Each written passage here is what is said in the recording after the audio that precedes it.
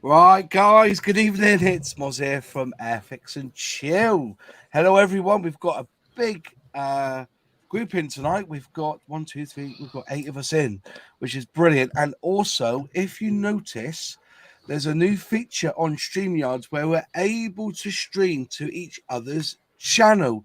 So, hopefully, tonight we'll have a lot more people in the comments chatting, watching us live throughout all of our channels.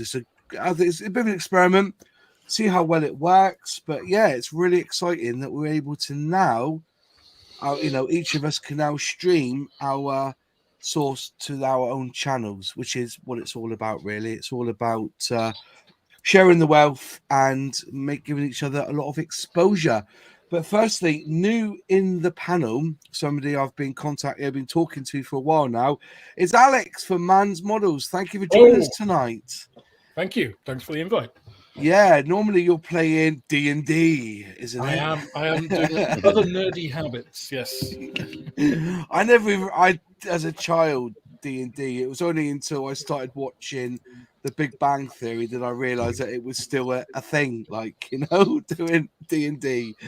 So, but brilliant. Well, thanks for joining us tonight. But our main guest tonight is Jason from Outlaw Paints, and if you have been watching Model Officers 48-hour build bash, he donated some fantastic prizes to the auction in which I was a winner. But I thought I'll get Jason on tonight to explain himself, because I think Outlaw Paints is going to be a little bit big in the UK once they come over here from Australia. Everyone I've spoken to that have used Outlaw have said it is excellent paint, and I think it's fair and right to get Jason up to explain himself and explain the company to us. So, Jason, over to you, my friend. Good morning or good evening, guys. How are we? Yeah, really well, really well. Thanks for joining us tonight. So, a little bit of history of Outlaw Paints. Do you want to go into your history? Okay, well, I'll start off how it all came about. I used to drive the big mining trucks, the big Cat 793s, and I've been modelling for around 50 years. 51 years this year, and I about 5 years ago now, I had my left shoulder crushed in one of those trucks, and had the black dog. So I started up a YouTube channel called Aussie Scale Modeler. Now the first person I invited on was another Australian paint company, and they sort of just washed me away and said, too old, not interested, yada yada. And then I got in contact with Braden. Now he was the he did a 3-hour drive out of his way just to come and visit me here, and so he was on holiday with his family at the time, and he came around, and that's how the relationship with Braden. He was the original inventor, creator of Outlaw Paints Australia. So a year and a bit went on, and about a year and a half, I think it was, and things went upside down in Braden's life, and he called me and said, did I want to get Outlaw Paints? Would I be interested in Outlaw Paints? I said, absolutely. I said, I believe in it. I've used it. I use it all the time. And at that stage, there was no military range. And I've come from a military background, Royal Australian Navy, grandfathers, everybody served in every war, both male and female. And so that's how it came. Now, Braden came about the idea because as a modeler, he wanted the ability to, instead of having to whip down the shop or do an order online, he wanted to have the paint right there and then. And he had a big history in paint, in hydro dipping, and printing and stuff. So he's always been working with colours, and he's a wizard. And that's how it came about. And I built the brand up and started sharing it massively across Australia, and then the rest of the world got into hearing about it, and they're using it, and not in retailers over there in the UK, the US, and Canada, and Belgium, but I've sent samples and everything just to help people out. Hey, you have a look at this, and then they send back, how can we buy it? Where can we get it? And like we even sent up to Sweden the other day for the Yamato. We make the colours and we colour match them 100% accurately. We don't just source, oh yeah, that looks close enough, or that's a Tamiya colour, that's a Mr. Hobby, that's a Vallejo. We go to the source of where that colour originated and get the original codes, and that's why we're accurate. So are you using particular pigments and particular thinners in this paint? Yes, we are, mate. We use, and we're one of the few. The reason it's the highest quality paint, and this isn't all this salesman stuff and that, I'm just a modeler. That's all I am. Braden's the wizard, but it's liquid pigment, and I can tell you, I'm not sure what that's worth in UK in pounds or euros or American dollars or Canadian dollars or whatever. But just one of our pigments, and it could be any given piece of any bottle of paint. One pigment in Australia for 1 litre that we have is just over $400 for 1 litre. And some have about 20 to 30 pigments in a 30 ml bottle. And just to show you some of our metallic here, that's how much pigment you get in a bottle. Wow, it's over half, isn't it? Crumbs. Yeah. So that's some of the metallics. And then I'll just show you the metallic of our competitor here. Wow. Wow, that's a big difference, isn't it? So, yeah, our thinners are premium. We still have our secret squirrel stuff, which we got to protect, as everybody understands. And if you want to see how it was sprayed out and that, and we might do it on your channel, mate. Yeah, I'd like to do that. Okay, mate. We won't do that today, but we'll do it probably a couple of weeks when things are settled down. As you all know, we've got the big launch of the 108 military colours. That's what I'm waiting for. I know you. And so we're the only paint company in the world that does this. So this is a sneak peek of some of our labelling. So as you can see, that is RLM black green, and because the camera's not that great, or it is, but it just won't focus. You have federal standard numbers, RAL numbers, so you can accurately go to whatever model you're building, go to the colour call out sheet, and if they've got the RLM number, you can then go to your local store or online or wherever you get it from. And so we've got the German there. What have we got here? I've got the whole box over here. And I'll show you a couple of models that are made with outlaw paints, but this is the secret box at the moment. And there's 108. So it's pretty wild. There's your IJN grey.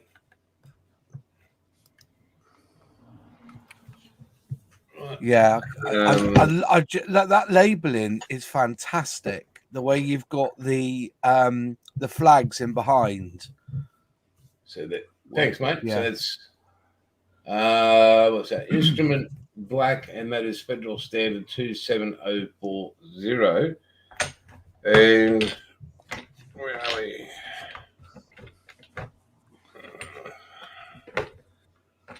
Here's one for you, mate. Oh, British Interior green. The packaging looks fantastic. Oh, and the paint's even better. So what size is the bottles then? 30 ml bottles. Yeah. Now those are I could go through them all. They're just brilliant. Yeah. But with our current, like our primers, the black and the grey, we are looking at a red ochre as well. So you can have a red primer, like a rust. So that's good. But our primers, you don't have to sand. neither the black nor the grey. They are self-leveling. Yeah, you don't have to sand them. that's For incredible. example, I will show you something that was a body of a car that was sand. Primer was laid on. Yeah, 32 hours of mask. one coat primer. Yeah, One coat of primer. Mm. Right. Yeah. We're a one pass paint, so you're not 98% one pass. 32 hours of masking, base coat, 2K diamond clear. That has never been sanded or polished in its life. Wow, look at the finish on that. It's like gloss, isn't it? It's like a mirror. It's like glass. It is. It's like pouring glass over whatever you're doing. We have all the clears, the flat, the satin, the matte. Yeah, so we've got all that as well. And this is one of our sponsored modelers because we've just taken that up here in Australia. So the whole crew of sponsored modelers for each genre will be traveling to Telford next year, and we'll be joining, under the Outlaw Paints marquee there or whatever we have over there. And yeah, so this is one of our very highly skilled modelers.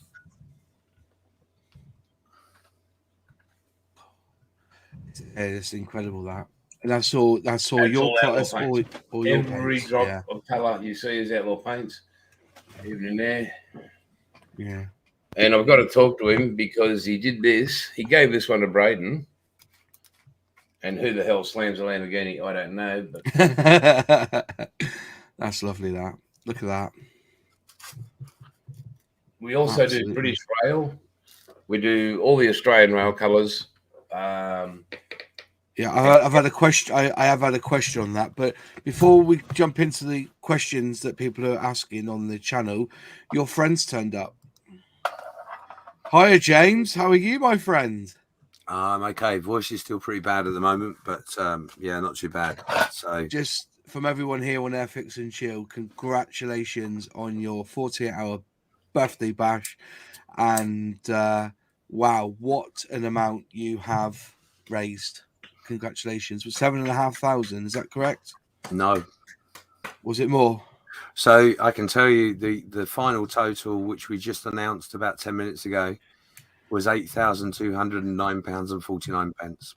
Wow. Who gave the 49 pence? That was basically what it comes down to is all of the sponsors were told that we would charge postage. Yeah. And a vast majority of them gave that postage to Models for Heroes on their behalf, basically. So, wow. Yeah. So there were some odd pennies here and there, but every penny counts. So just to put that into real terms, that's about 370 beneficiaries that will be receiving their first box. It's the simplest way of explaining it. So that's a massive thing to happen, and like I said a moment ago, the thing that you got to realize is it's not just the 370 plus people that are going to get that box that will start their therapeutic treatments and all that sort of stuff. It's their family, it's the people around them, their loved ones, that will benefit massively from them having that treatment and help in their journey. So it's an untold amount, really, of people. But a massive thank you to you, to Jason, for being a sponsor, for everyone that got involved. I mean, we had something like 130 participants. We had 70-hour plus in streams, a whole myriad of people throughout all those streams helping and being a part of it. So close on to 200 people being involved from around the world is an awesome thing in itself. Yeah. So next year is going to be a little bit more special. We're just going to finesse it next year. We're not going to do anything mad because the reason is the following year we're going all out. And we're going to need 18 plus months to organize it if we can. So that's our goal. And as people in the chat will say, they've had a great time. The ability for the community around the world to spend a few hours or more just sitting, bending a bit of plastic, having a chat, picking up some tips along the way and all that sort of thing was awesome. So Yeah, book it for your diary. It'll be the same around about the same date next year. Yeah. And yeah, make sure you're a part of it. But thank you, Moss, and thank you, Jason, and everybody else that got involved. It really means the world to me. I won this at the auction. This came today, so I think everybody's going to be getting their models this week, and I might keep that for next year for the 35-hour bash. Yeah, no, you've done brilliantly. As I said, it was a great show, and I don't know whether you just noticed this, that we're actually streaming tonight on each other's channels. There's been a new update on StreamYards, so each of us have been able to put this on our channel. Oh, brilliant! So maybe that's something you can look at for next year. You know, Yeah. it's we're just testing it tonight, really. And Alex from Mann Models, Lexi on hers, Sully, Jason, we're all like live streaming this one thing to each of our channels. So maybe that's I think I've still got overall control of the cameras and everything, and you know, and the comments. But you know, what a way, eh? This is something, a little bit of technology that might come in useful for next year. Well, funny you should say that. We will be partnering with StreamYard next year. They've already said they want to be helpful and be part of it. So there will be some additions to what we offered the last one. There are a good few additions that will be added. I'm in talks with StreamYard at the moment. Yeah, I won't tell you too much because I'm not 100% sure. But it's going to be so much bigger and so much more to control and look after. So, but the team's been brilliant. You know, luckily, I feel I was unwell through the event, so I had to step back. But the team just carried on like I wasn't there. I didn't need to be there, so that was fantastic. And it just went so smoothly. And that's part of that's down to the team. You know, it's down to the hard work they put in. So they've got lots of challenges next year in potentially new things they're going to have to cope with. But we're going to have to do some training days and all that sort of stuff. Getting very corporate all of a sudden, but yeah. So StreamYard are already going to be part of it. They've stepped up. There are a couple of other big companies that are going to step up potentially as well. So there may even be an absolute nightmare of a hangout going on too. But that's all in the planning. We've started that. We started it last week. Funnily enough.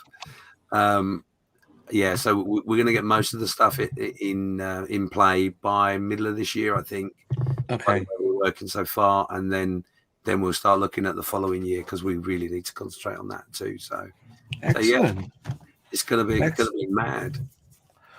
Yeah, it is going to be mad. How do you feel, that Jason, and how you came across with your products on this? You've given so much, and it was extraordinary what you've given models for Heroes for the auction. For us, well, for me personally, it wasn't about what I was putting in. It was what everybody else was going to get out of it. Yeah. It wasn't about, to me, outlaw paints. It was a fact, and as I said, with my shoulder and everything, and all the black dog, and having military background, and having friends that have taken their own lives, and had no hope or nobody there to give them a hand. That's what it was about. To me, it had nothing to do with outlaw paint. It was that's just a tool that I was personally able to go, hey, here you guys have it. And that felt good, but knowing the fact that all over the globe that James and the team and everybody there supported everybody. Yeah. And what they do, I mean, I know this is just UK but it's spreading like wildfire. And that's what, to me, it's about, promoting modeling, but helping your fellow man. It was I mean, you teared up at times, especially when the last stream I was part of was the US stream, and when the numbers were coming in, we sat like it was just overall. And to say that now over 370 men or people can be helped in just the smallest of ways that can change their lives, to give them hope, to give them freedom in their head. What's a bottle of paint worth? Like really in the big picture, man. Incredible. Well, I'm as I said, I bought the big bundle, which was the last auction of the night. I was getting very tired, but there was no way I was going to let that go. No, you weren't. Oh, hang on. Which is great. Look at this. Yeah. Can I have one of them, James, please? No.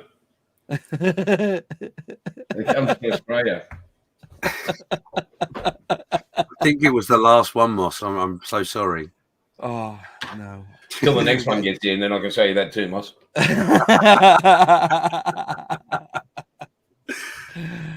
So yeah, I mean, from me, I'm going to duck out in a second because I've got to go and get my missus from work. But I'm really, really, really grateful to Jason and to Brandon for what they did. Braden.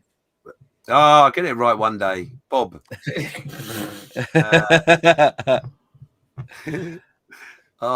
I tried so hard. I've even got it written there in front of me, but never mind. If you go back to my first episode, just interrupting there.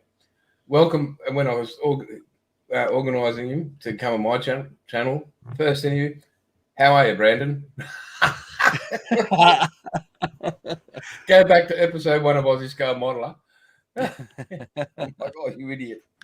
Yeah. Oh, well, I'm glad I'm not alone. But yeah, I'm really grateful, Jason, for everything you've done, and Moss and loads of people that are here that have used their social media to promote it. And thank you for that. I mean, one of the feedbacks I have had from people like yourself is that next year they want the flyer, they want to be promoting it and making it bigger. So thank you to everybody that can do that. And yeah, we'll certainly take you up on that. But from me, well done for any of you viewers that were involved and got involved.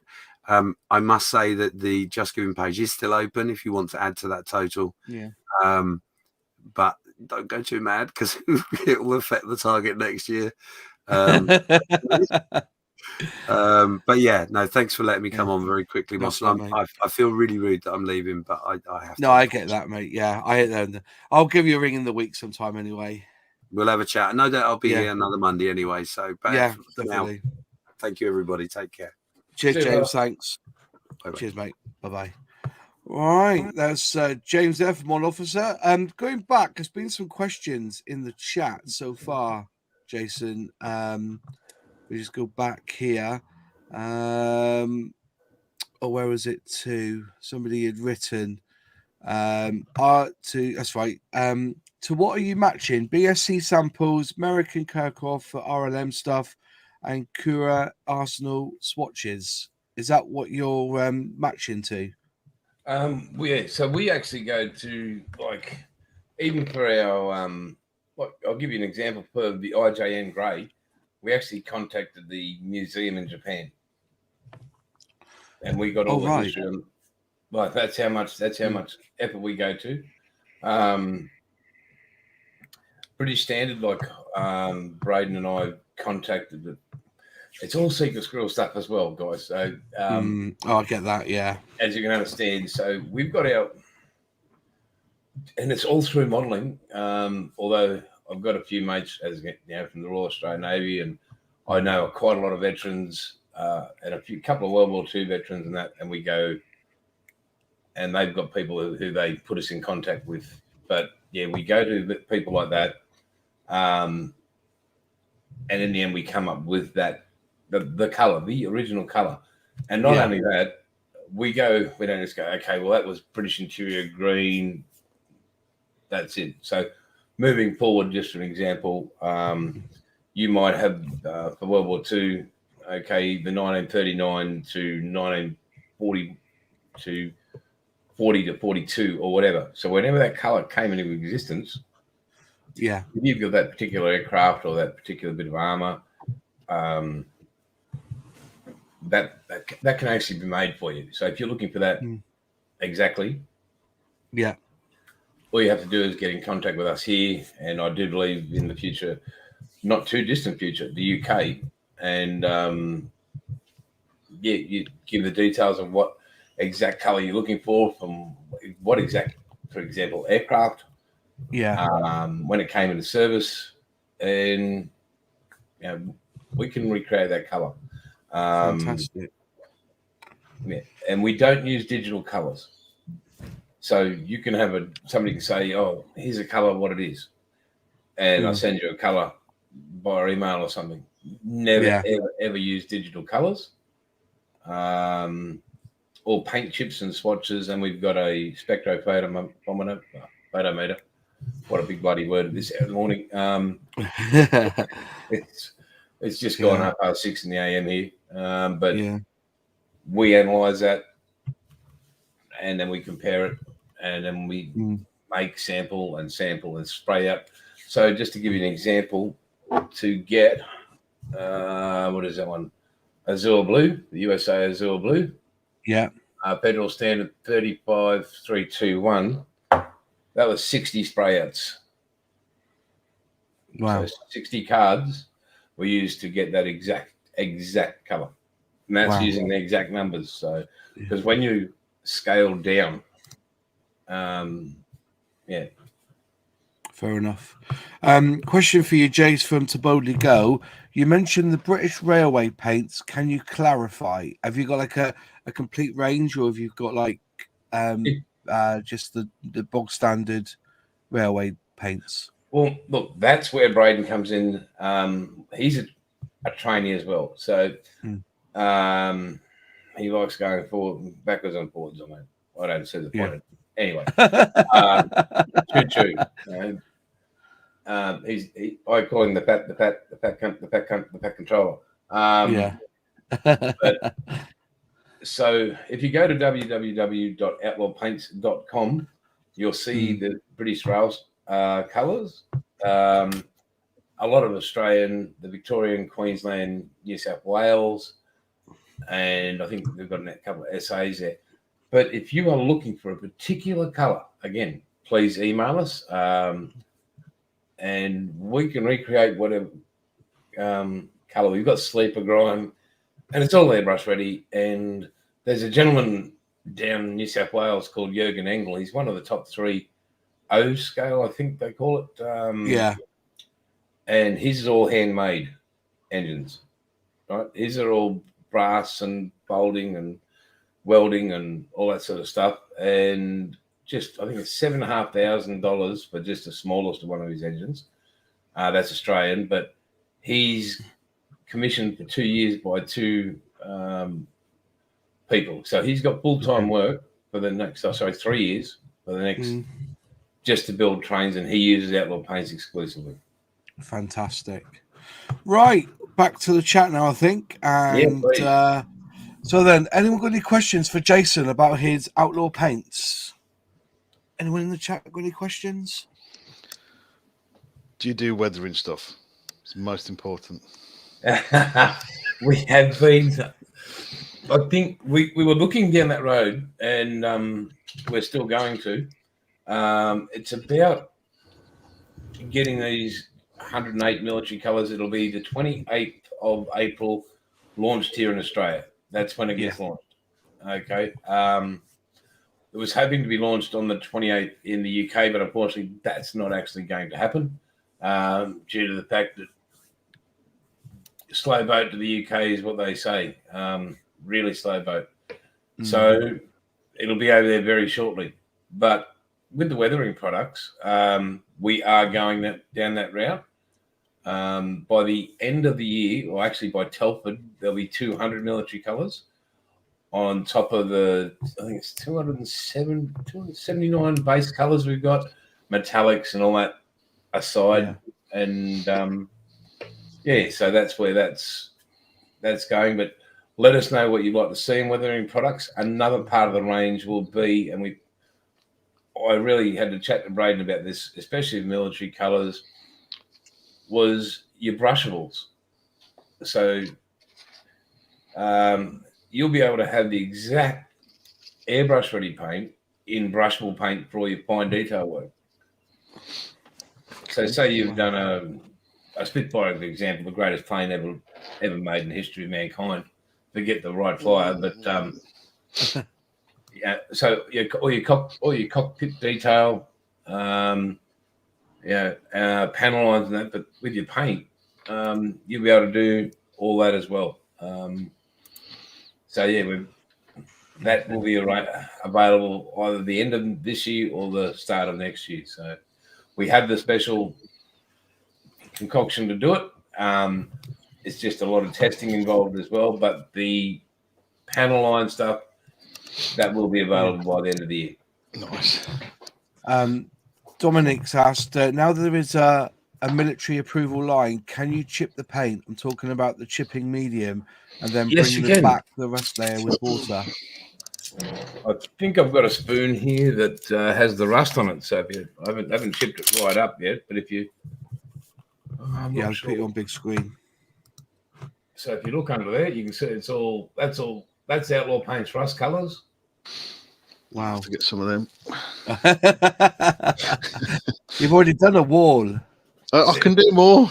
There's always more to rust. Wow, that's come up really nice, awesome. hasn't it? Yeah, and that's just on a spoon. So I pestered the crap out of Braden about making that. Oh, not but the base coat for it. And I can't say what that is. But yeah, so basically you could use the hairspray technique if you want. And works a treat.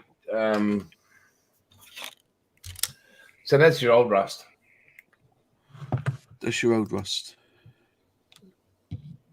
Crumbs. So that's old rust.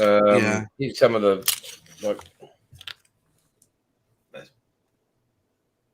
that's the blue.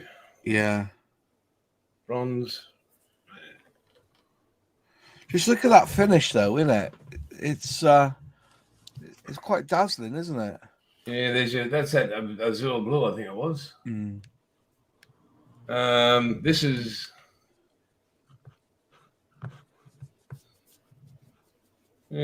so that's just fantastic. I mean, there's good one for Alexa. So. Yeah, the one for nails. Paint and nails, yeah. Adam Boots has asked, are the paints suitable for airbrushing straight from the bottle or is thinning required? Adam, mate, great question. They are all airbrush ready, straight from the bottle. There's no thinning. You never ever have to thin these out. On the side of the bottle, we give you the things to say between 16 and 20, 15 and 20 psi. You can go down to your 2 mil. Or all the way up your 3. That's with your metallics as well.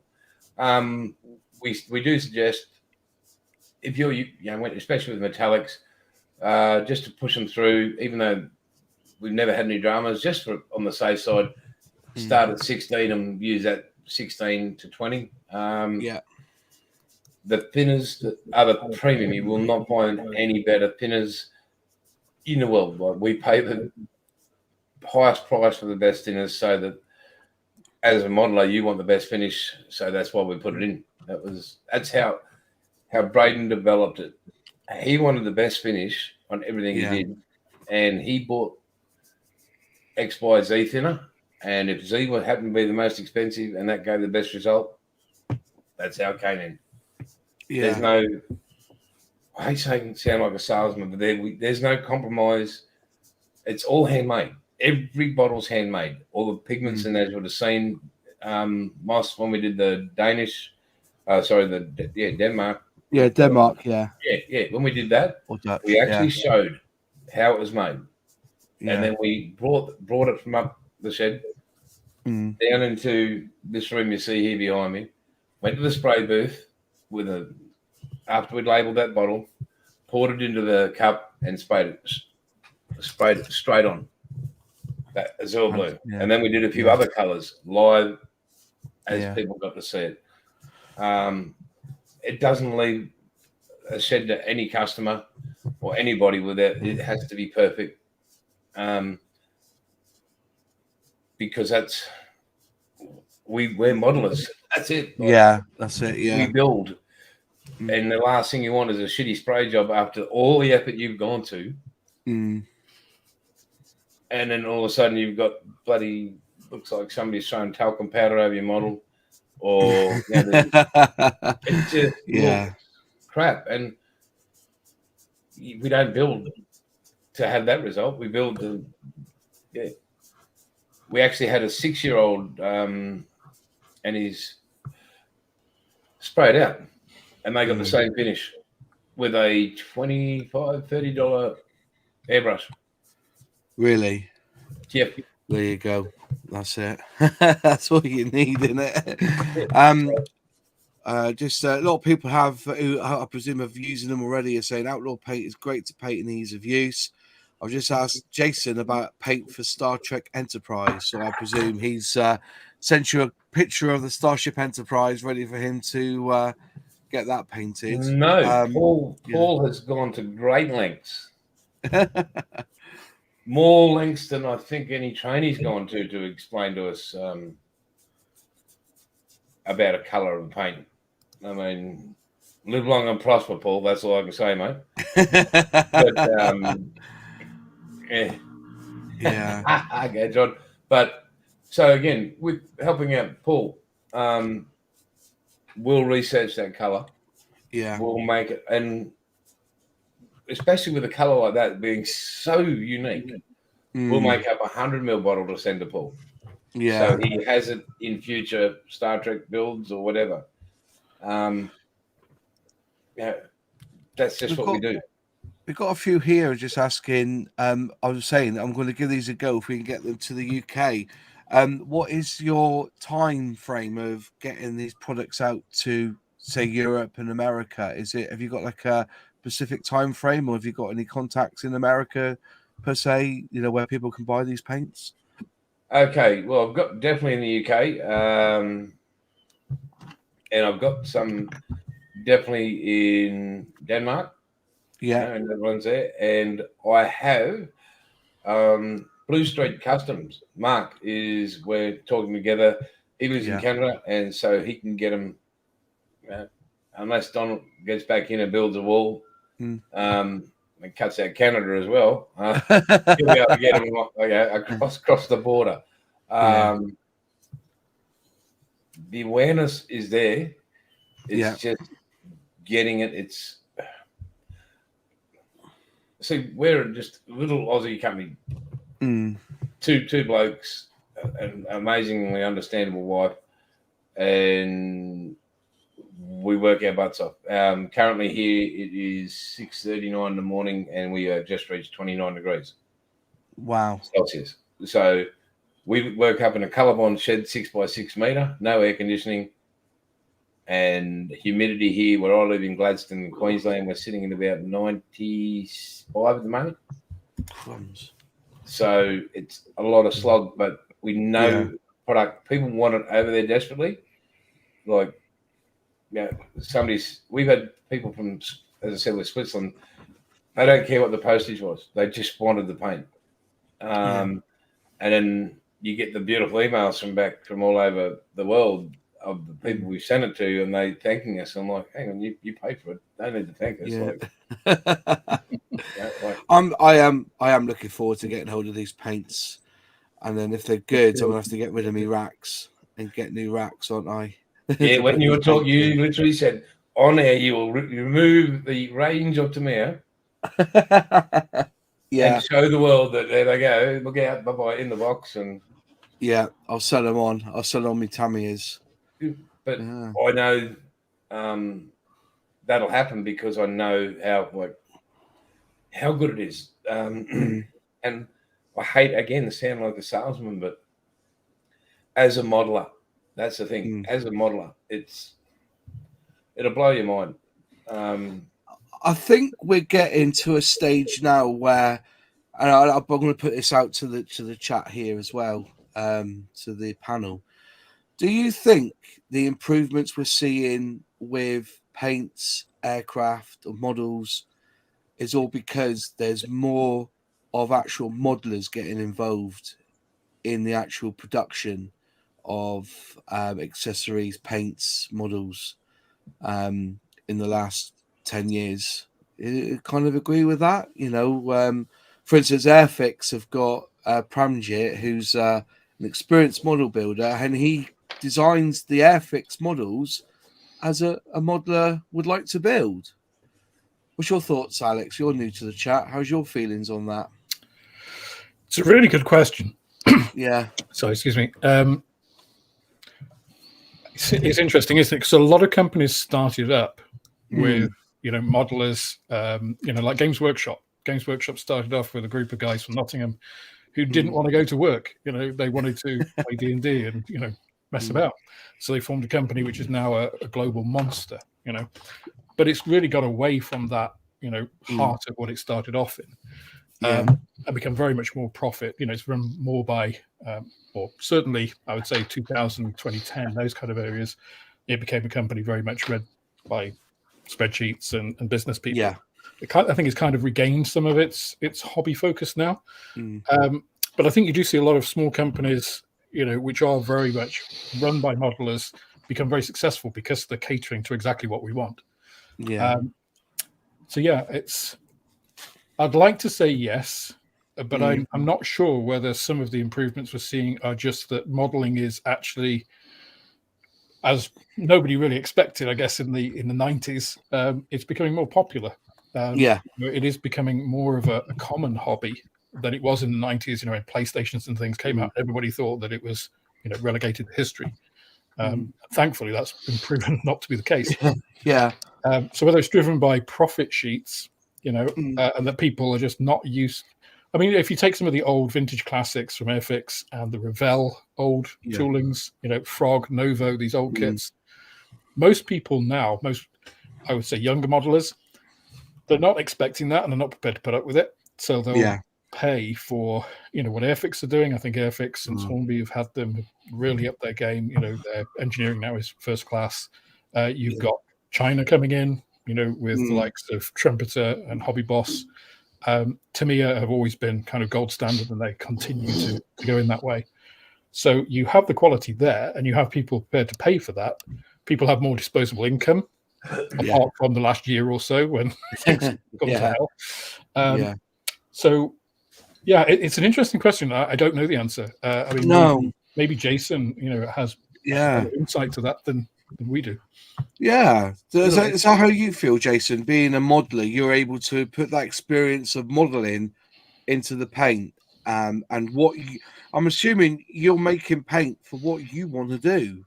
I don't know what you're into. Are you into cars? Are you into military? I'm not too sure what you're into modeling. Okay, I have just over 900 and something kits in my stash. Stash. So as you can see behind, I thought mine was big. That's impressive, Jason.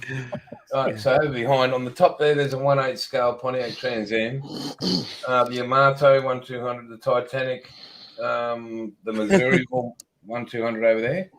In that black cabinet. 1/200 scale Yamato. Yes. If you watch Oscar Modeling, Peter, we do Aussie Modelers Live on Sundays. That's where the original Yamato was IJN Grey and IJN Whole Red came from. Watch him do that. His is a great description of how good the paint is. And when you do large scale, you see everything. So that just shows how good it is. I build, hang on, up the top there. Excuse the mess. I'll just grab my little camera and give you a walk around. And I use every paint that I don't have in the range. So here we go. What do we got? So and there's a whole garage, double bay garage full of kits. Wow. So, hang on. Let's get that back down there. Back to the question that we were talking about. I've found that the influence and questions from modelers, the input, gets people on the development of kids greatly. With paint, you all, as modelers, you all know, if you don't trust it, if you've sprayed it and it's crap, and if you have to muck around with this and that to try and get that result you're after, so all that time you have to spend, you're not going to be talking about it in the positive light. So I think that's where, with Braden and myself, it has to be dead set to bowl again, so that's the input. I think that has changed it greatly, because we're aware of what people are saying and listen to what people are saying, and not just going, okay, we're a big company, we don't really need them, we don't need their input. If they don't listen to us as modelers, we're not buying their kids. No, that's right. Interesting. Yeah. If we don't listen to people as modelers, as painters, and nobody's buying our paint. No. Okay, then. What? Let's put it out there to the chat as well and to the panel. What? When do you? Me personally, I like to stick with one brand. So, as you know, behind me, that is Autamia, and in my case there, I've got nearly the range of Vallejo. But so what? I'll ask a question. So, what insists you? What guides you in a paint brand or your paint? Is it because you've worked with them before, or is it because you trust them, or is it because you like working with them? What about you, Sully? What when it comes to paint, what is it that gets you to buy a particular brand, and or is it, or why do you use a particular? I know you do, Lexi. I'll come to you in a minute, but what about you, Sully? What's your checklist for when it comes to paint? Just something that's got a half decent finish, really. I mean, I'm the same as you. Pretty much all my paints, well, a large chunk of my paints are Tamiya's. Yeah. Because I feel that they go down really flat, as long as they're thin properly. And I always get decent finishes with them. I find. So I've always stuck with it, and I've never really seen much point in going anywhere else. Yeah. But recently, I thought, because a lot of people going on about like MRP and obviously Outlaw now. I'm definitely considered it like trying some out. Because I do. I mean, admittedly, obviously when I first sort of started, particularly with airbrushing, obviously, you like, sorry, you watch a load of other videos and see what everybody else is using. Yeah. But when it comes to, I mean, I've also got like a load of mix between like Vallejo and AK. And I will only solely use those for hand painting, because Tamiya's shit at hand painting. Yeah. Unless, because I'll be doing some in a minute, you use some retarder and some thinner with it as well. It's fine then. Yeah. But it's just faffing around. But because obviously I need to use the same colours I've used on this already, I'm not going to use anybody else's, because I know they're the same colours. No, you are, for you, Lexi, you just like your bundles, don't you? That's what gets you into buying paint. Is that right? And the pretty boxes. Yeah. Yeah, is that what it is? It's just a nod. Kind of. Yeah. I mean, I just like them being really organised. Well, this is it. I buy a Hitaka because I was doing It's bad, but it's I don't know. I think because I'm very money conscious, it just makes sense to an extent. Makes sense. Just having a bundle where I don't have to worry about buying additional paints afterwards. It's definitely good to start with a range like that. Yeah, I've done that a couple. It's not my first, a lot of paints was a box set, and particularly with some of my rust stuff. Actually, no, with the rust stuff and pigment rusting stuff, was all in the set straight off. So I'd got everything and just refill everything afterwards as I use and finish. Yeah, I get that. It's like the reason I try and buy the full range. If I find a paint that I like, I buy the full range. Is there's nothing worse than coming home and getting your model and then realizing you don't have that paint. Yeah. You're having to wait 2 weeks to get the paint. Yeah. You know, it's all very well if it's the interior, but knowing you spray the interior up and you're back into it, and next thing you know, you're missing certain paints that you need. So I like to have the full range. Yeah, that's what you've got. Who's that with then, Lexi? That's Life Color. Are they easy to get hold of? Yes and no. Yeah. E-models have them a lot. You can really easily order them from, I think, Fenris site, because they import them into the UK, but then they take a couple of weeks to come. But you can order single pot replacements as well. But I've I mean, I just went to them because I was using Revell Aqua Color for hand painting, and I mean, they're not great for airbrushing. No. I think we were talking about that Spitfire before last week or something. This is one I touched. I just threw some about. This is about a fair bit old. I haven't finished this in no way, shape, or form. Well, what do you reckon? Yeah. So Sully's looking at that going, wow, aren't you, Sully? I'm trying to ignore. I'm just trying to ignore what the aircraft is. I'm doing my best. I'm trying to be. Sully, if you love Spitfires, I love you. I can't stand the bastards. I'm sorry. And it's been good seeing you, Sully. Now, sorry. No, trust is. I'm just trying to be nice. I'm keeping my opinion to myself. The greatest aircraft ever made. No outlaw samples for you, Sully. Oh no. Yeah, I'm currently. Actually, we just started a fan list, and you're number one. To be fair, Jason, if you want somebody to do some German, is it Messerschmitts in it for you, Sully, in it? Yeah. Oh yeah, definitely. He loves his Messerschmitts. Anything that's got rust and filth on it. Yeah, or has some good modulation on it. Go outside. Look at a Ford vehicle. Yeah. Yeah. Just saying that a lot of people in the chat are saying, this made me laugh, John Marley, I use Vallejo because I love clogging, splatter, and tip drop. That's hilarious. Yeah. It's quite funny, that, isn't it? Can't disagree with it. That's why I said that's why I solely use them for hand painting. Yeah. I just can't get them to work. And AK, funny enough, even though they're supposed to be airbrush ready. Yeah. It's a lot of bullshit. I don't quite understand it. There's a lot to be said for that, isn't there? Yeah. As I said, I got the whole load of Vallejo range because I was told they were going to be the best. I think I thinned the Air ones down more than I ever did the Tamiya ones. Yeah. I don't think they're airbrush ready at all. Though they I don't to know. be.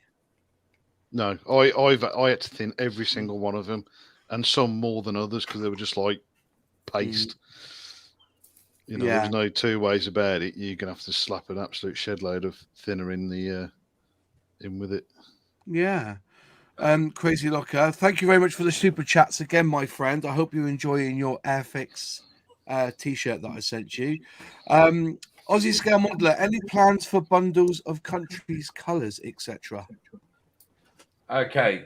Oh, it's funny you bring that up, mate. I was speaking to Dita in Denmark this morning, Sunday night or whatever it was, and they're after their range for their airports, and we're not sure about doing colour bundles from countries. We found that as a modeler, if you go to a store or whatever, you might only want one out of that box set or something, or you look for that one colour. Yeah. It's not. So we want people to have the ability to purchase that colour they need, not the colours they may use in 10 years' time or 5 years' time. So we do our rust set, our leather set, our brake set, our 2K clear set, and I'm sure I've missed one there. Our Ozcam set. So it's the amount of work that goes into just getting the bottles out, let alone putting box sets out, is amazing. And it's virtually the same price. And in box sets, you get 20 ml bottles. In bottles, you get 30 ml. Yeah. Just to clarify, these are lacquer-based paints, aren't they? Yep, They're acrylic not lacquers. acrylic lacquer paints. Yep. Right. Okay. Fair enough. And again, back to it, you just pour it straight in the cup. Yeah. Hang Straight in the cup on. in spray. I've got the spray booth over there. I'm just worried about starting up the compressor at this time of the morning. Well, Can I be frank and honest here? I like sex. And my wife is sleeping. You have to give us a demonstration in a minute. Do you want to go off and get it ready and give us a demonstration? I love him so much. Well, I suppose we've had 11 kids, so I've had my fill. Well, if you want to set it up, then that's fair enough. Mate, because you did ask, and I can just literally give you a live demonstration. He seems very nice. I'm going to set the camera off. Yeah. Okay. So, got to work out. If you want to come back in, then we'll get you up to do a live demonstration. That'd be fantastic. All right, mate. So, how do I go out and come back in? Just leave the studio and then click the link to come back in, and we'll let you back in. Right, brother. I'll set that up for you. Okay. All right. Say hi to the wife for me. Mate, you owe big time for this, I swear. Cheers, mate. See you in a sec. See you in a sec. Right, so we're going to have a live demonstration then of his paints. Celtic West says, I always use Tamiya with Mr. Colour leveling thinner, but recently have moved over to SMS and Tamiya LP.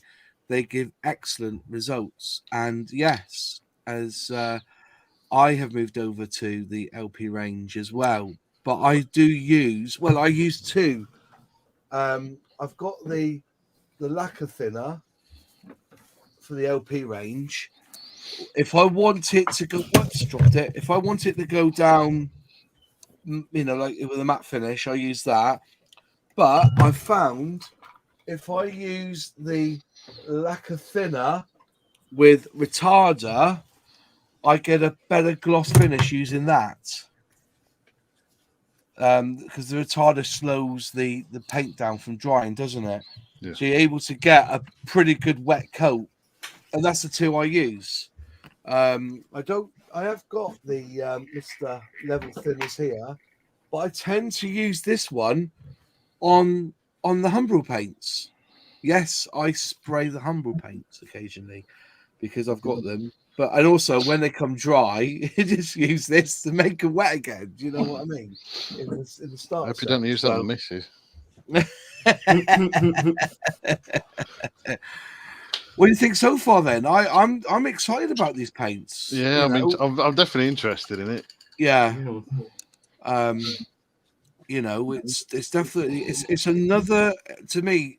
It's going to be another piece in the arsenal, isn't it? Because as you said, if you lay down it crap, it really does ruin the model, doesn't it? Gotcha. Well, like I said, that's why I've moved to. I mean, I've always used Tamiya, but I found using like Celtic West, I use Mrs.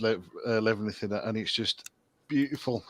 Yeah, the finish is awesome. That's what on this one. That's what I've used on my Harrier. Yeah, that's all Tamiya and Mr. Leveling Thinner. Yeah, and about 30 shades of green. What do you use then, Alex? What paints do you use? Oh, I'm a paint whore. I'll use anything. So I used to use Tamiya an awful lot. As I think as Sully said, hand painting them, they're just they're rubbish. Yeah, dog shit. Yeah. Like I said, using a couple of drops of retarder and acrylic thinner, they're not too bad actually. Right. I've never tried that. Never had the patience to do that. But I also, when my son was about 8 or so, I took him to the IPMS Telford show, and he picked up some Warhammer, which got us into that. So Yeah. I've got a lot of figure painting. So I've got a lot of single pigment paints from companies like Chimera. So I'll go with anything, Poly-S, all kinds of stuff. Hataka as well, I've used. You mentioned those, Moss. Yeah. Yeah, I mean, it tends to be, I haven't found a range yet that has good paint across the range. They'll have some which are good, and they'll have one or two pigments that just, I don't know, but they're not used to using, whether it's metallics or whatever, and they just don't behave the way. Vallejo, I think, is probably a good example. I'm quite a Vallejo fan, but there'll be one or two colors, and you'll dilute them like you normally do, and they just don't behave in the same way. No. Yeah, I think having a range that is just usable straight out of the MIG metallics are good if you want something to airbrush metallics. MIG's quite good. You still have to thin them, but they go down really nicely. Yeah, I try to avoid just metallics whenever possible. Yeah. No, but MIGs actually go down really nicely. They don't. It's go down nice. Today was Vallejo metallics for me, so you know. Yeah. You have a sympathy. Do you not find though when you touch it, the paint does come off a bit quick with that Vallejo though? Only if you touch it and then 3 minutes after you've painted it, let it dry for 3 minutes, touch it, and it's usually fine. Oh, I found it a little bit flaky. Just saying, you can't touch it too much. Also, Jason's generosity to models for heroes is nothing short of inspirational. He should bottle himself. Yeah, we all need a Jason. And he's back actually in the chat. Hi, Jason. Are you all set up now? No. I'll give you a minute. The crashing sound.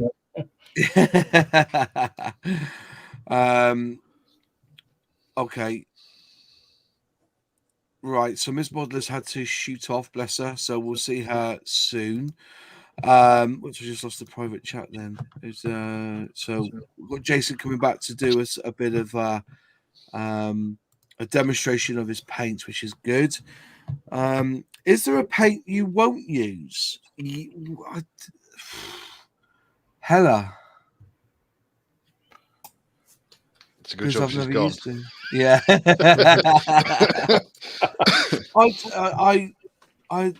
No, there is one. There is one you won't use. Yeah. It's okay. Okay, yeah. I binned about £1,000 worth of AK stuff. I stood with the others, and still to this day, I'm not really forgiven them for what they did. So, but yeah, and the thing is though, is that when I got with a lot of stuff, and in all fairness, I what's the word? Haven't found anything that couldn't replace it, if you know what I mean. The only thing is those pencils, the weathering pencils. I don't know anyone who does a decent weathering pencil, but that's something for the future, I guess. Any paints you wouldn't use, Sully? Umbral. It's a good shout. Alex, you same? Having just been doing a starter kit challenge and the white in that, I mean, it was separated. There's just no way. I thought maybe I was doing something wrong, so I just got some Liquitex heavy body white, smooth as silk, and I just it's just shit. So probably Umbral. Yeah. It's a shame. I think Jason's just priming up his compressor. Yeah, I can see that, and and I think Umbral has got a long way to go. And when I went to and I've said it before, and I'm going to say it again. When I went to the Creator Day, and Umbral said, when we've asked modelers, to use this paint, spray it through, and they said, yeah, it's not that bad. That said it all for me, because that isn't the answer I wanted to hear. If you're going to market it that it's not bad, You know what I mean? Like, Yeah. Not that bad. It's 4 out of 10. You know, You're not 4 gonna, out of you know, 10. it's like you're not going to buy a car and it's all right. You know. And that's the Gen 2. You know, Gen 5, you know, 50-50 there, like, you know what I mean? It's Yeah, it's by that point, definitely it says one we're of them. getting close. We're getting close. We're getting close. We're getting close. Not quite. Just Yeah. another 2-3 generations, maybe 10. Yeah, maybe 10. has anybody Okay, used yeah. speed paints? You know, the Citadel Contrast or Army Painter speed paints on models? No, I don't use that stuff anymore, to be honest. No. Oh, that's definitely a compressor, isn't it? Yeah, I'll just mute him a minute. Yeah, so what? I haven't heard of them. What are they supposed to be then? So I've not heard of them. I don't really touch Citadel, really. Again, they're from miniature painting, really, but they're quite good. So they provide on a base of, you know, just say primer. They provide a lot of, if you're using a light primer, they'll provide the mid-tone and shade. So they're like a thick wash. If you imagine a Liquitex ink, it's kind of like that, but heavier bodied. So good for things like tracks, you know, where you need, you know, rather than going through a whole load of stuff if you're using like say 1/72 scale. It's quite good for that, and not really, as you say, not really known about by a lot of modelers. So it's been something I've been experimenting with recently. Yeah, I've seen it, like I feel like it has a lot of usage. Like if you do anything with zenithal highlighting, contrast paint pick that up just beautifully. But there's not a whole lot of that in like armor modeling or like airplane. You know, right? Like you're not gonna. Yeah, you're not getting as much of the usage out of them because the scale is different, right? Yeah. So it's a figure thing anyway, isn't it? Really. It is, but they also work quite well and quite differently through an airbrush. But using them because they're transparent paint, so you can use them as filters, color filters, effectively. Oh, interesting. Yeah. So okay.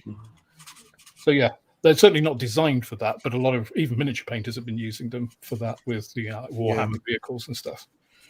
But I think right, like they're kind of more marketed too as a way to let you get you can get to game. Yeah, they are. Yeah. You're breaking up there, Fenris. Are you in internet access? Can you all hear me now? Yeah, I can hear you now. Yeah, so I say that again. That last paragraphogram. Yeah, just that because I think that the speed paints, the contrast paints are kind of designed more for the people that don't want to paint and they just want to get their army done so they can play. Yeah.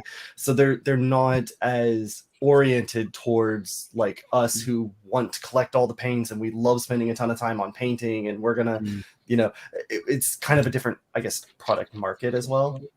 Yeah, yeah, but a lot of sort of high end. I call them high-end miniature painters.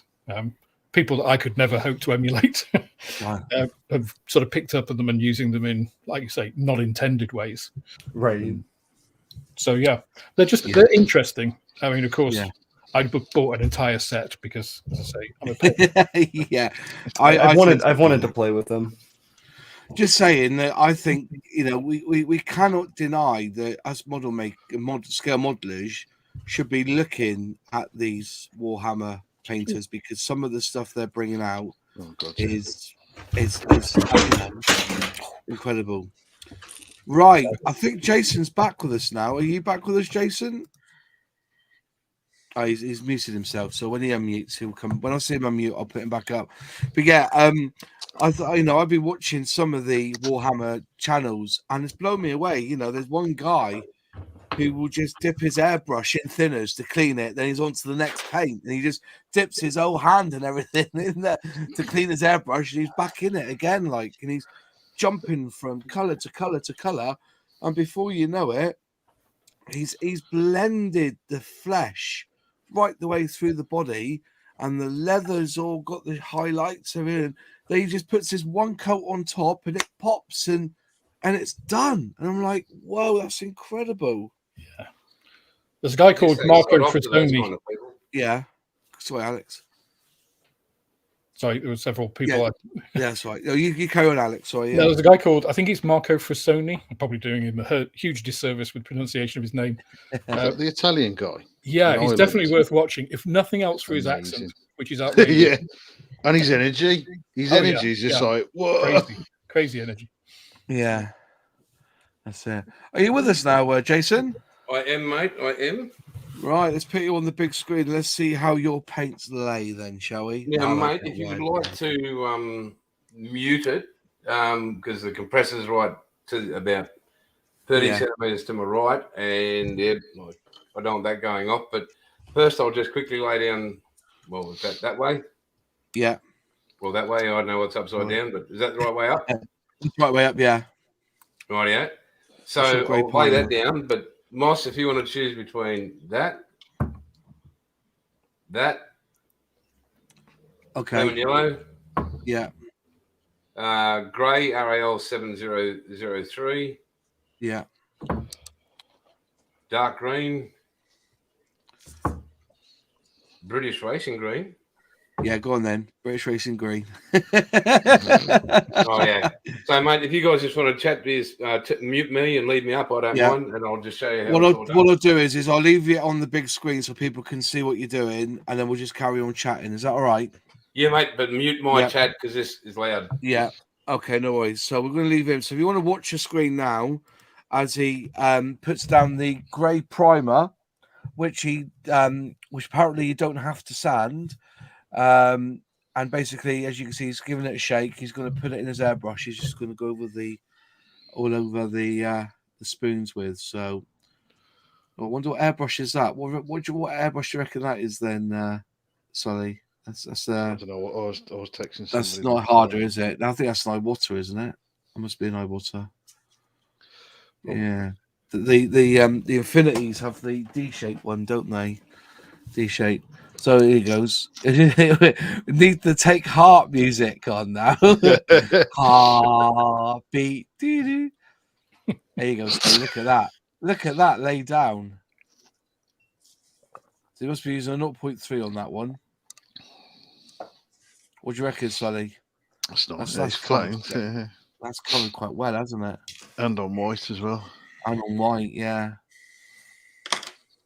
Wow. So he's doing all of his doing all the spoons first. Yeah, take heart music. That's funny. That Sully's morph.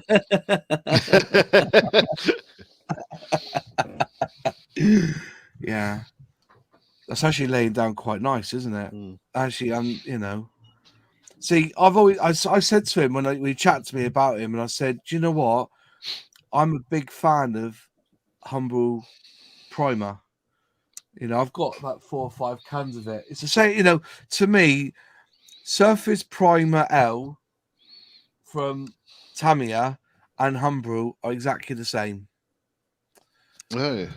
Because what do you use to prime? What do you usually it was Vallejo normally.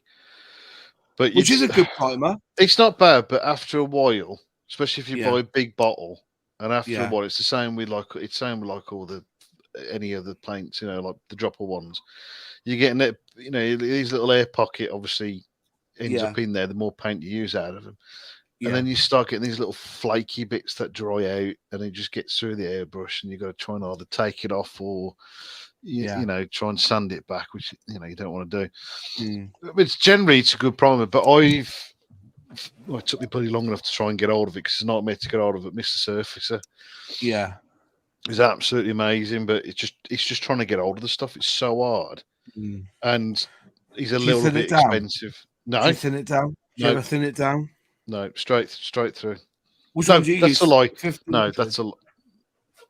Did I thin it down? I'm trying to think what I only painted yesterday with it. I don't think I thinned it actually. I think I put it straight in, but I think you can put a little bit in. But I think I'm sure I put it straight down. I've forgotten yesterday what happened. I've got the 3 jars here of it, and I've just never used them. Yeah, I just grabbed the Humbrol, and that's it. It covers really well. I used to like using Citadel's Chaos Black spray paint because that was always a great product. Because I prime everything black normally. Yeah. Because the surface I've got it's a light grey, so I couldn't get hold of the black. But I like priming stuff in black because if I miss anything, especially airbrushing, it'll look like a shadow. Okay. That's a what good I shout. go by. I've never primed black. Never have. Yeah, always always have. grey. I've always have them. Yeah, I know a too. lot of because I know a lot of people do it because it means you can see the bits that you've missed, which I totally get. And sometimes it can take quite a bit of effort to bring colours up off the black, because obviously when you put a colour down on black, no matter what colour it is, it will darken it. That's generally why I tend to do a bit of like not panel line, is it panel line? Pre-shading. Yeah. Which to be fair, I like doing anyway because it gets my hand in a little bit, trying to control the airbrush as well. So it just for me, it's two things like. Yeah. But yeah, I've always gone black because if I miss something, especially airbrushing, and especially on a figure, it's a natural shadow there, and then if I do miss it, I ain't got to worry about it. John, as I said, you know, people. That's what I'm saying about scale modeling is like a lonely hobby to learn, because if I'd watched you 20 years ago spray something, I never even thought about spraying something black for shadow. You know, I just did it. I can't remember where I heard that from. I've always done it grey and the reason is because that's what people prime. Car people prime their cars grey, don't they? Yeah. Do you know what I mean? Yeah. So you think grey is the natural colour to spray on. Now you said black, it makes simple sense. Yeah. But again, the reason why particularly like car painters spray grey is because you get a bright colour out of it. Because 9 times out of 10, that's what you want into it. You know, you're going to spray it like a blue or a yellow. You don't want to use black because it's going to be an absolute arse to, try and bring that colour up. Yeah. But with the light grey, colour comes out straight away and it pops properly as it should do. Yeah. But again, like I says, I mean, it's the same as everything. You can say this at the end of any sentence. It's what you prefer at the end of the day, isn't it? Yeah. And again, I've always done black because if I miss a bit, again, like I says, with airbrushing, especially on figures, if you miss a bit, it's a natural shadow and you don't really have to worry about it. And there's a good chance it's in an area that you're really not going to see anyway. Yeah. And again, it does make it harder to bring the colour up sometimes, but it depends. I mean, the darker colour might be your style anyway. So it works better. So here he is now spraying on this British Racing green, and that is going down superb. Can you see that? You see what I'm seeing? And it's smooth as well. You can see the feathering at the edges is smooth. Yeah. Yes. Give it. So you could do some really good freehand. Yeah. Camo lines with that. Yeah. Oh, that's deep in it. It is, isn't it? That's a lot of pigment there, isn't it? As well, it's the pigment. And green's usually a very thick pigmented paint as well, isn't it? Yeah. Sorry.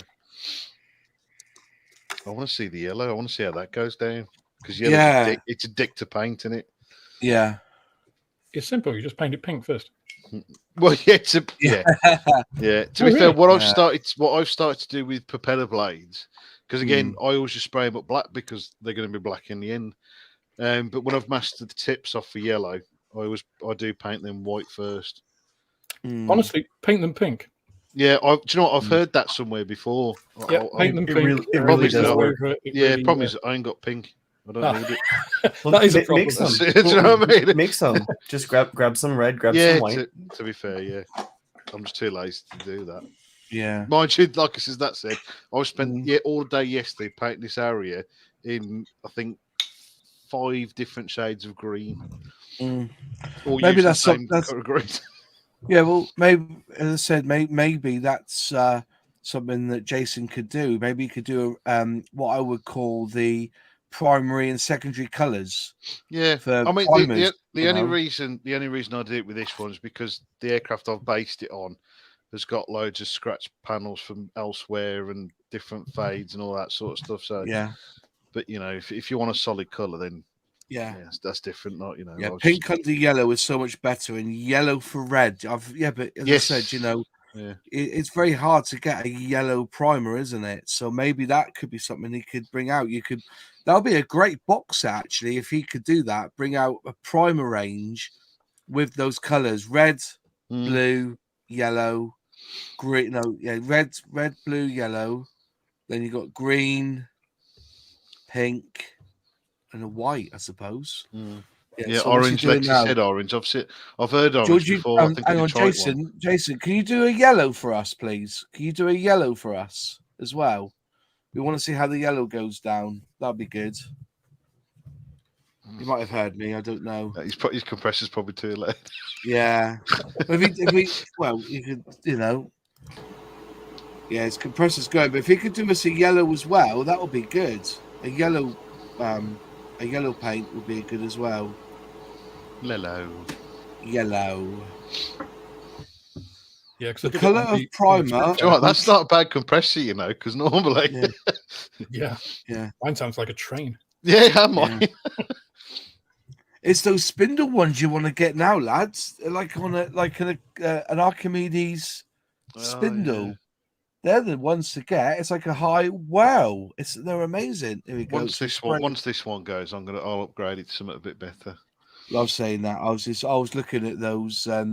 You bugger got me looking at those. Or was it? No, it was Plastic Alchemist. Yeah, wouldn't have been looking at those. What was those water spray booths? Oh yeah, because I got the standard one, which is absolutely amazing. Now look at this go on here. This is German colour. This is, isn't it? Look at that. Obviously, it looks the same colour as a spoon. There's a little bit. Oh no, there we go. That's why. Fucking spanner. Wow, that's gone on pretty smart, isn't it?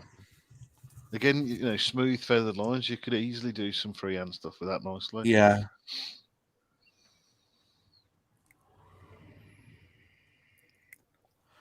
Indeed. Wow. It's going to go over the top now. Oh, here you go. That's nice. Bit of freehand.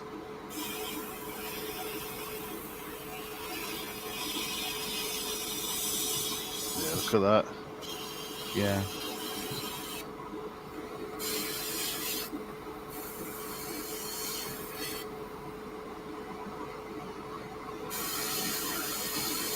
That is good freehand, isn't it? Yeah.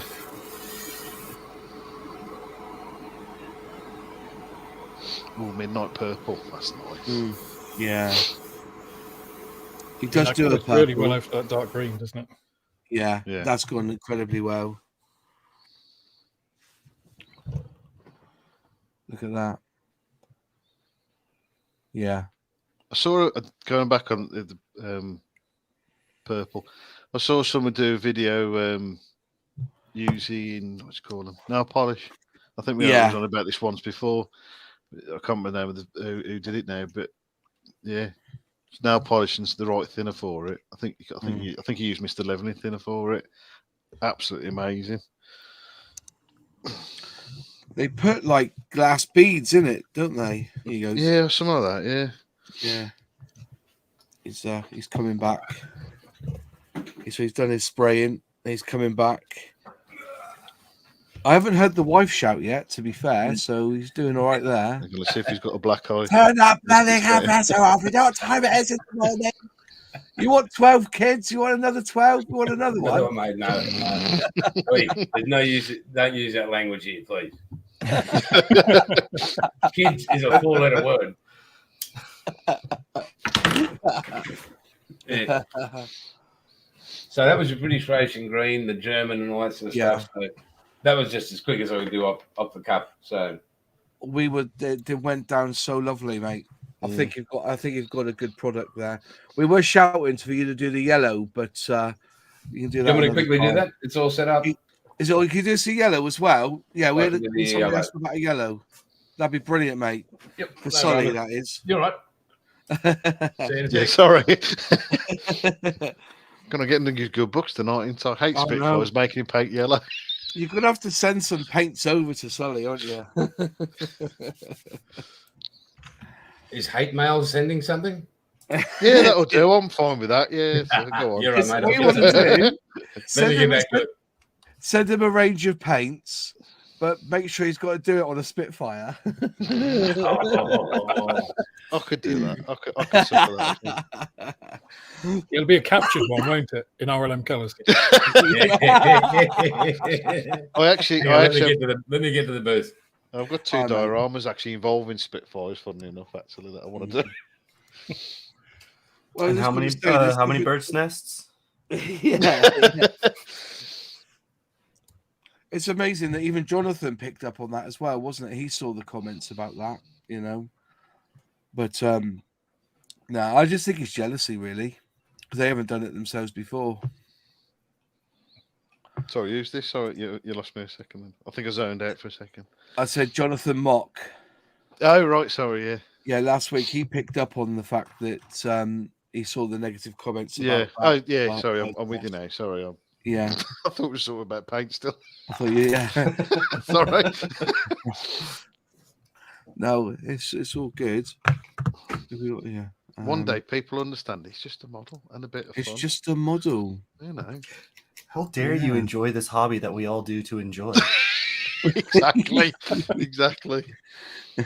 This is why I'm now determined, because when I get the gannet, it's going to look like a bag of nails.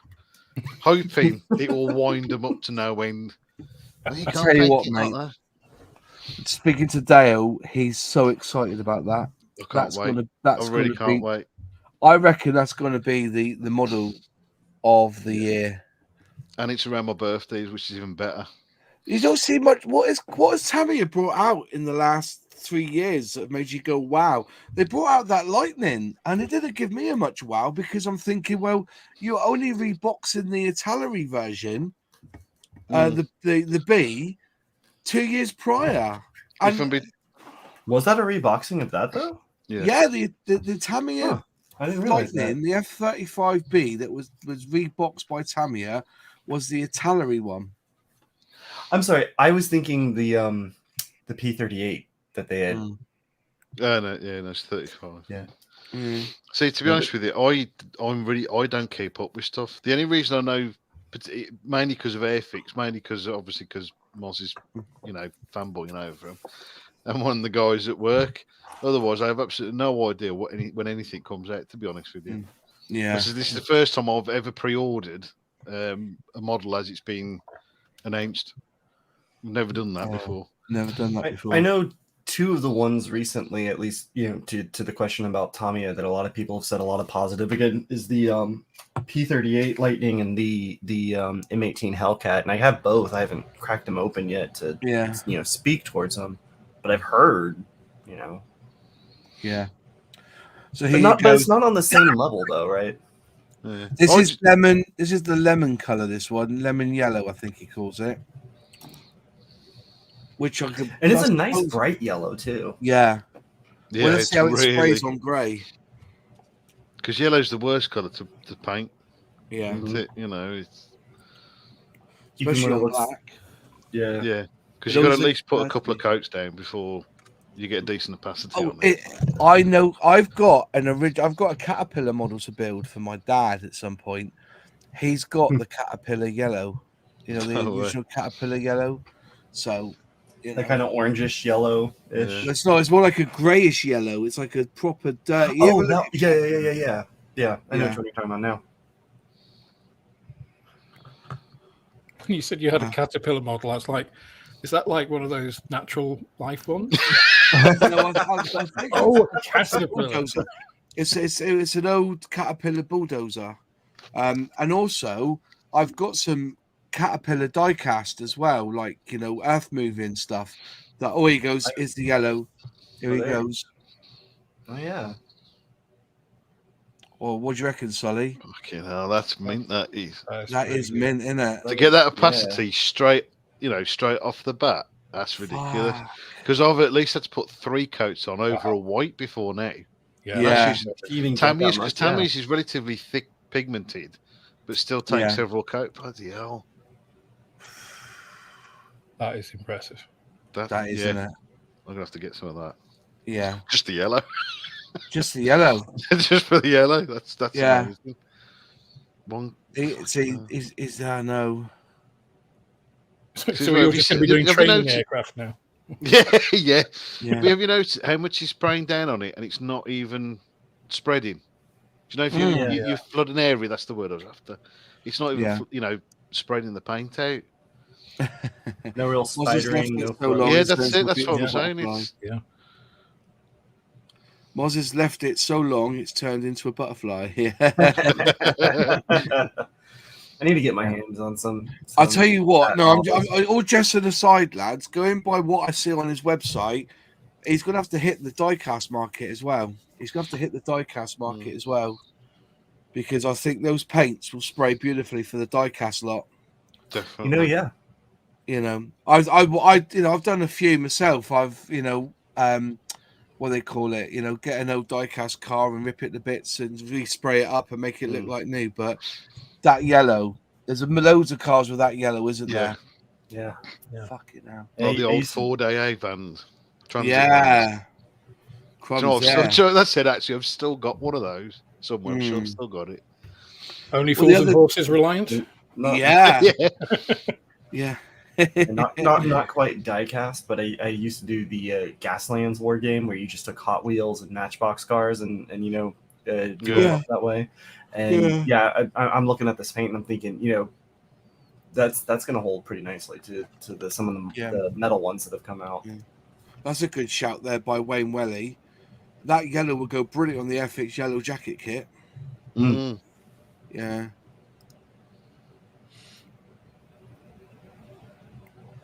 Though this is true or not, if anyone wants the new tooled AH64 Apache, get it now, as it's supposedly a one-run kit. Once it's gone, it's gone.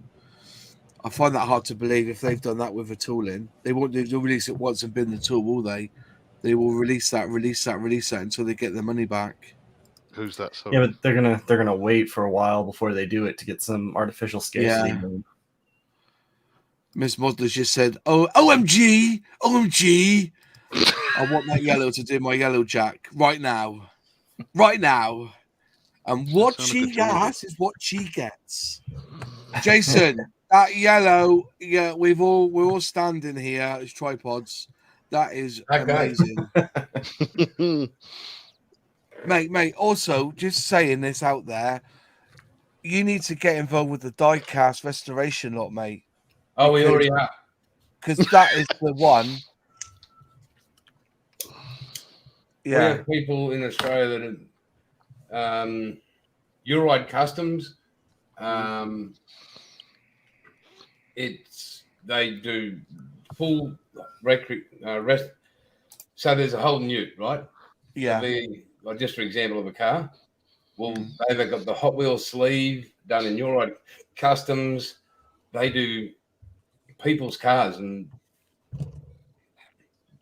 use outlaw paints. That's amazing. And they rebox them and put them in the plastic sleeves and all that. And we did one. There was a young guy that died here locally, and Euride Customs and us got together, and his name was Cade, and he was 22 years old, and he passed away New Year's Eve in a car accident. And for the funeral, they made up, I think it was 60 of these custom made, so it was all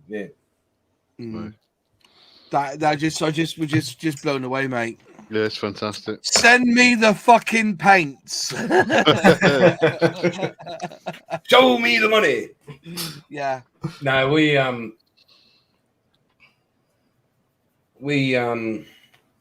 I said, you're right. I'm not a bullshitter. I don't like bullshitters. I'm not going to say what it is if it isn't, and that's what I said to you, Moss, the other day. I said, I'm looking forward to watching that. To me, I just go that way because I know, and you just saw again what it does. Yeah. That was we just Sully, you say what you said about that yellow paint. What did you find difficult about it? It's just building up the opacity for it normally, but that just like one, effectively one shot. It's amazing. I've never seen a yellow go down like that before. If I'm being honest, what we do, mate. It's absolutely amazing. And it's for only people who love Spitfires, so I'm sorry. Fine, I won't buy anything. Well, that's okay, mate. We've got other people that can build models. Oh, Hey, Sully, mate, I'm just wondering where you get your kits from. Do they sell kits for men as well? Cheek of it. And the Ashes are going to stay with Australia, by the way. Hey, get me off my head off the screen. Thank you. Oh, my goodness. Thank you for that demonstration, mate. That was incredible. I think there's a lot of people who've just watched that and thought, wow.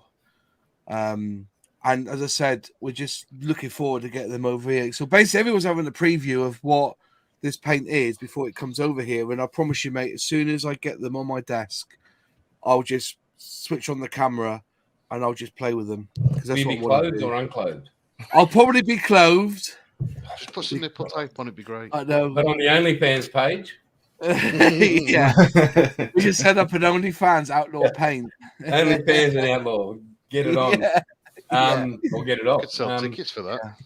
Yeah, only modelers. So just quickly, also Aussie Scale Modeler is he's got his 1,000 subs, but what he needs is for him to get into the next part of his YouTube journey. He needs people to watch his videos, so he's set up a watch list. So if you can go over there and just find some device like an iPad or a computer and just leave it on overnight and let that playlist play through, and it'll help him get his watch hours up. So I promise I'll say that for you tonight, because I said when you come on, we'll just help you with your channel. But obviously, you're watching this on numerous channels here tonight.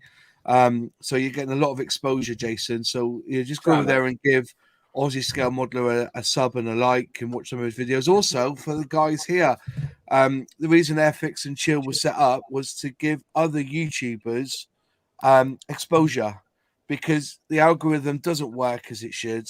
You know, there's some modelers I've never seen because it, you know, but hopefully this way you'll all come and subscribe and like our videos and watch our stuff. And especially like Alex here, he's got nearly 10,000 subscribers.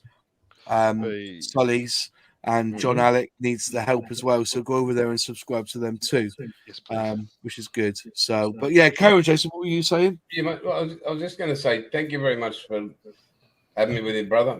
I'd love to catch up in the mornings again when I can. Yeah, but with the channel, just so everybody knows what Aussie Modelers Live and Aussie Scale Model is about, is any money that's received goes to helping those who don't have kits, those who don't have tools, those who don't have models, those we donate to veterans throughout the country as well. It's only little bits at the moment because that's all we've got. But Outlaw Paints, not only with the 48-hour bill, but any model show we go to, so any model club and that, we give them a full range of Outlaw Paints to raffle off to raise money for that charity, whether it's men's mental health, might be kids for cancer or whatever. That's what I do. I mean, I love waking up every day. I'm very thankful to wake up every day, and you know, to meet people like you, Moz, and Alex, and all you guys. It's just unbelievable. And Sully, and not so much Sully. And Sully. Fuck you lot then. But, I've been really good tonight. I could have slated that bit like no end. Yeah. I mean, anybody that says they don't like Spitfires, holy shit! I don't think he dislikes them that much. I think I like the design. It's because after work we won, and it just pisses me off. Yeah. Sully works at the museum, so if you ever come over in this country, mate, come over to Cosford and go and meet up with Sully at Cosford. Yeah, his models next year will be at Telford. There'll be. I'm bringing we're down the road from that. Modelers. Yeah. Actually, I'm going to Telford this year, so I'll come and catch up with you next year, mate. Next year. I'll try next year as well. We'll be there. There'll be a team of myself, Braden, and 5 to 6 outlaw modelers that we've decided to go with the sponsorship route and sponsor modelers. And so we're coming over there. Can't wait to catch up. It's not about the paint for me. It's about meeting people like yourselves where we can talk about plastic and share with what we know, like, and help other people, like get kids into it and get modeling back to where it was when I was a 6-year-old and you got a choice of 4 Airfix models and a plastic bag, like get that passion, get creativity, get we can't wait. As I said, you've come on to the it's based in Australia, so it's a little bit. What can I say? Is the time difference is the annoyance for us. If it was easier, because I said it's 7 o'clock in the morning where you are, and I remember when I speak to you at midday, up at my ranch, it's 8 o'clock in the evening for you, isn't it? Like so we have you're there with your top off, sweating in here, mate. I've been doing paint and everything, But no, thank you so much for doing this, mate. And I said we are like Blue Street Customs. Those paints will be awesome over here. I think you've definitely showed us what they're capable of, and I hope you will. Hopefully, that they'll be out in the next. What are you saying about next 3 months? The whole range will be over here. I think what I liked about that demonstration was the fact that you saw it go from the bottle to the cup to the spoon. There was no no in between. It was what was in the bottle came out, and it laid it down and. Oh, hang on. Oh, my son, come and say. You want to say good morning to the world, dude? He doesn't want to say good morning. He's making a coffee. Oh, bless him. Mine's black, no sugar, please. Sully. That's a sacred cup, mate. That's a man to drink out of. I need to train the 4-year-old to start doing that for me. He's got a cup. Sully's got a Spitfire cup. Sully. Look at that. Oh, there we go. Yeah, Spitfire. Sully, I'll send you paint. You send me that fucking cup. Sorry, that cup. That's a deal, Sully. You want some yellow? I'll send you yellow already. I don't care. You can pee in it, Sully. Just remember, wipe front to back. Yeah, definitely. But Moss, mate, I think I've told you and I've told everybody, I think in my last video, what about your channel, James, is that you're genuine people. This isn't a big advertisement for this, that, and everything else. You are a genuinely caring human being about your fellow man and your fellow modelers. Okay. And that's mate, that was only one of the reasons I came on it. Again, I couldn't give a RS about Outlaw. The fact that I get to spend time with you and meet these other wonderful people. Yeah. That's all I care about, mate. Yeah, I suppose that's very kind of you. Thank you very much. We just want people say about scale modeling, and I think scale modeling's one.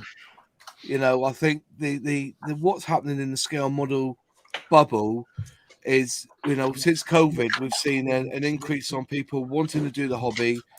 We, as scale modelers, we are so blessed with good kits now. We're blessed with accessories, and I think when I see levels, I'm saying I think that the whole scale modeling fraternity is going up a level, and with people like yourself bringing out good paints, Airfix bringing out incredible models, the likes of Ammo and Flory models bringing out their weathering powders and and weathering stuff.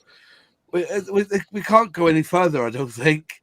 But as I said, I do this because I want to embrace the modeling community that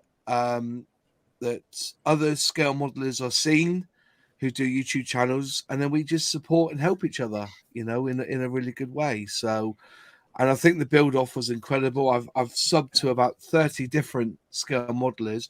I think 15 of them came from Australia, believe it or not. So, because there's some brilliant. Like I say with you, Jason, I'm an average modeler. I don't like to spend more than a month on a model. I get bored. I want to stick it together, glue it up, and then on to the next one.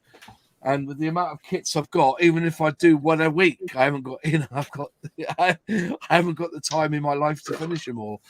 But yeah, if you ever want to come back on here, mate, you want to get you on your workbench and build with us, you're always welcome.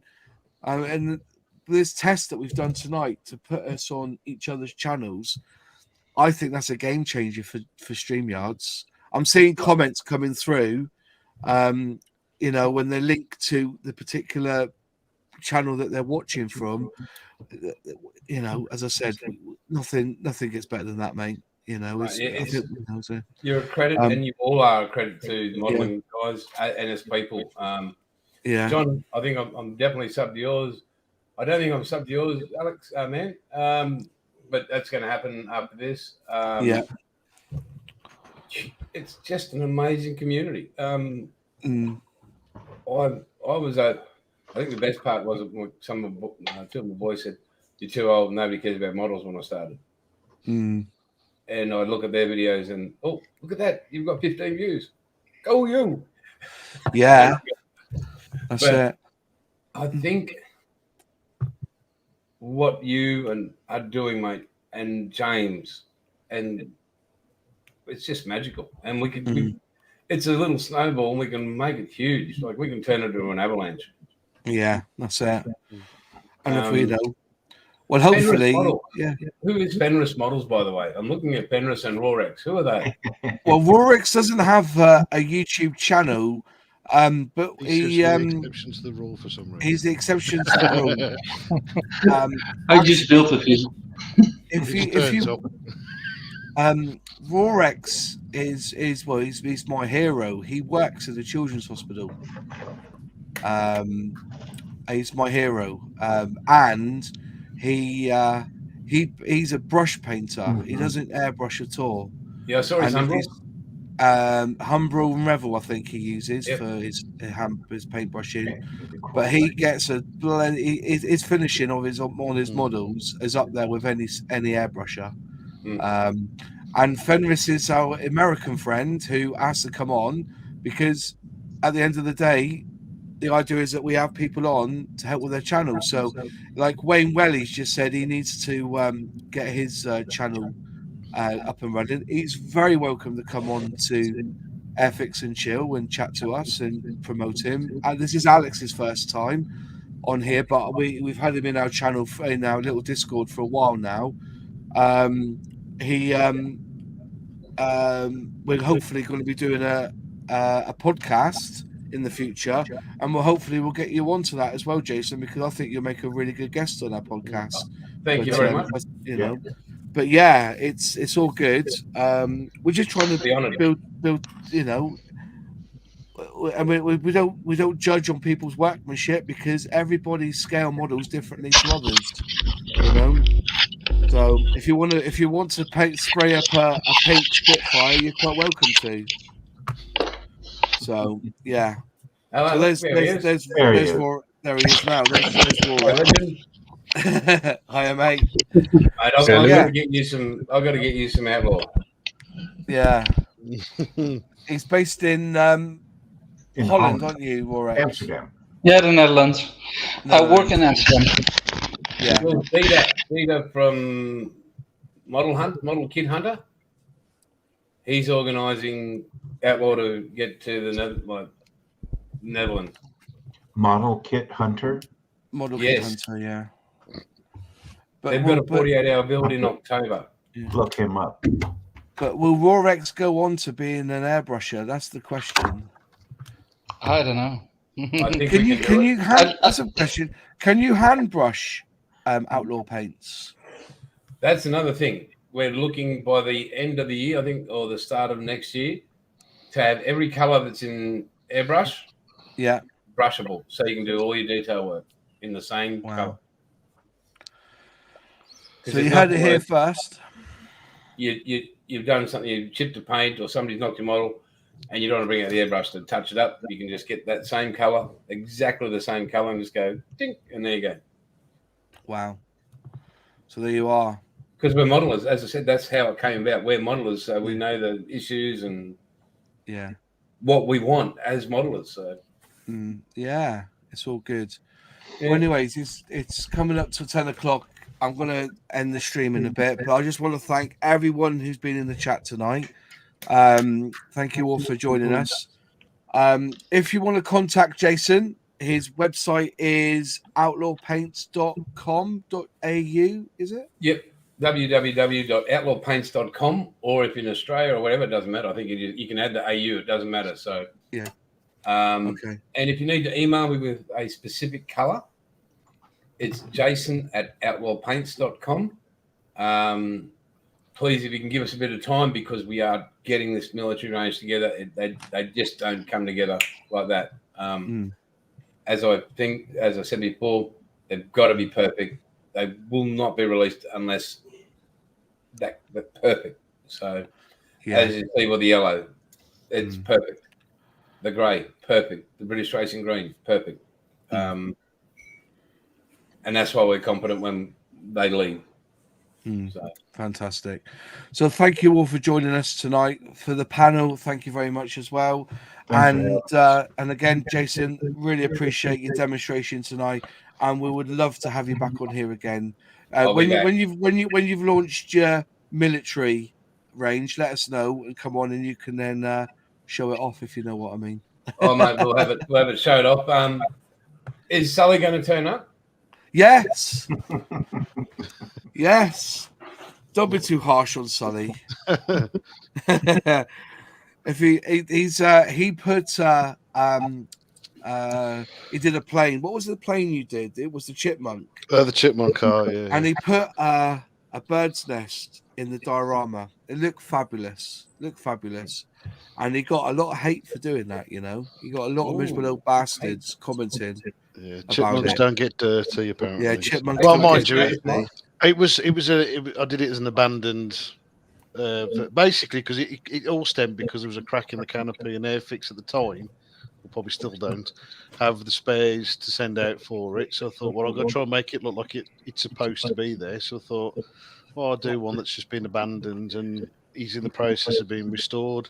Because I bought a second one with it to be the restored version when I get round to it. Brilliant. Mike, if you see your comment there, Jaws, is there any paint brands out there that are pre-thinned properly? Well, yeah. He might have just missed what happened in front of you. Watch a live stream again, Jaws. Watch a live stream again, my friend. Go back again. Anyway, Jaws, it's a guarantee. And that goes for a 2 mil, mate. You never have to mix it. You never have to do anything. It's perfect, the model, out of the bottle. So I just saw it. Went, did you not see it? So, yeah, brilliant. It just happened in front of you. All right, thanks, John Alec, for joining us. Alec from Mann's Models, Fenris, Rorex, Sully there, and also you, Jason. Thanks for joining us tonight. And My pleasure, brother. We'll see you again next week. Yeah, Cheers, awesome. all. Sounds See you good. later, everybody. You are. Cheers,